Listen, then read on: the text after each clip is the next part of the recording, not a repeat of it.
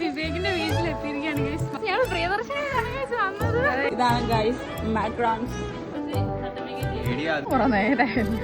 ഞാൻ എടുക്കും, ഞാൻ എല്ലാം കൊണ്ട് കൊടുക്കണം. ഞങ്ങൾ അമ്മണി ഭക്ഷണത്തിലോട്ട് നടക്കുകയാണ്. ഓ ഇത് കറുത്ത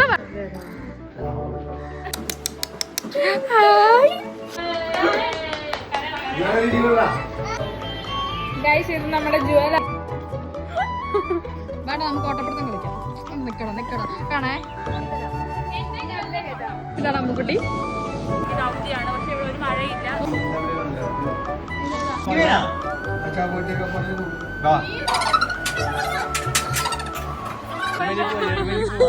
തീരെ കണ്ടോ ചേട്ടാ?